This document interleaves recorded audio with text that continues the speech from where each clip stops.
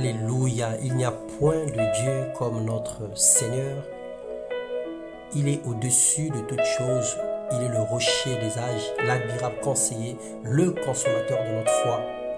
Que le Seigneur te bénisse, je te salue au nom de Jésus. Alors ce matin, nous allons partager sur un thème puissant. Le Seigneur veut motiver une vie. Le Seigneur veut encourager une personne ce matin. Le Seigneur veut que tu prennes conscience ce matin que tu n'es pas n'importe qui et qu'il y a plein de choses que tu aurais fait depuis longtemps pour réussir, mais que tu n'avais pas fait. Alors le thème que nous allons partager ce matin, qui ose gagne. Le Seigneur te dit, ne baisse pas les bras. Dans Marc, le chapitre 5, les versets 25 à 28, nous allons lire que 2 versets. Or, il y avait une femme atteinte d'une perte de sang depuis 12 ans. Car elle disait, si je puis seulement toucher ses vêtements, je serai guérie. Oh, nous connaissons la détermination de cette femme. Oser, c'est entreprendre avec assurance, avec audace. C'est-à-dire faire quelque chose avec courage et détermination. Cette attitude nous fait gagner des combats, nous ouvre des portes. C'est aussi ce que Dieu recommande à ses enfants. Dans le deuxième livre des Rois, le chapitre 2, le verset 9, il est écrit « Lorsqu'ils y eurent passé, Élie dit à Élisée, demande ce que tu veux que je fasse pour toi, avant que je sois enlevé d'avec toi. Élisée répondit, qu'il y ait sur moi, je te prie, une double portion de ton esprit.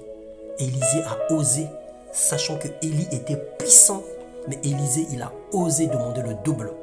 Alors qui ose gagne. Dieu nous incite à marcher par la foi et non par la vue. Nous devons oser pour avancer, pour aller loin, pour appeler à l'existence des choses invisibles.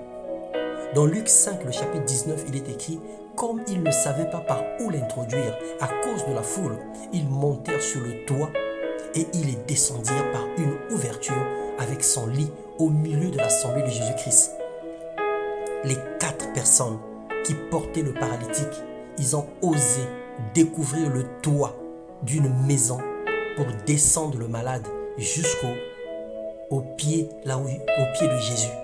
Quelle audace! La femme à la perte du sang était déterminée. Élisée s'est montré persévérant. Les amis du paralytique, quant à eux, ont eu l'audace d'oser l'impossibilité. Alors à chaque fois que nous oserons par la foi, nous gagnerons avec Jésus-Christ.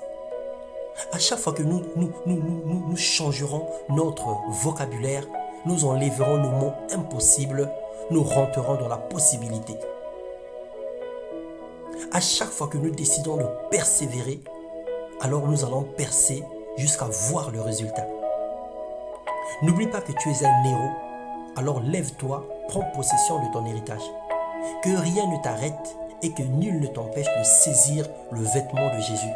La femme à la perte de sang, dans sa condition, ne pouvait pas se tenir devant les hommes parce qu'elle était condamnée à rester isolée. Mais elle a osé venir tenir le vêtement de Jésus. Alors que la pluie de grâce et de bénédiction tombe sur tous les héros ce matin, que la main de l'Éternel te localise et te bénisse abondamment dans le nom de Jésus. Lève-toi, ose. Écris ta demande. Écris ta lettre de motivation. Va déposer à la plus grande entreprise, l'entreprise de tes rêves. Ne regarde pas la taille de l'entreprise. Ne regarde pas la taille de Goliath. Mais ose. Ose aller rencontrer les directeurs. Ose aller rencontrer le DRH.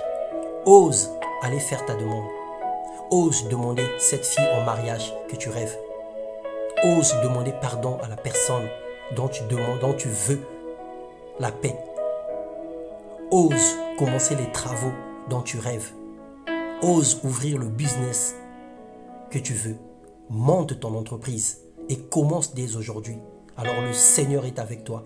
Va avec la force que tu as. Parce que le Seigneur est ton aide. Il ne t'abandonnera pas. Il ne te délaissera pas. Le Saint-Esprit est ton guide. Il te conduira en tout temps et à tout moment dans le nom puissant de Jésus. Que le Seigneur te bénisse. Qui ose gagnera toujours avec Jésus-Christ. Amen.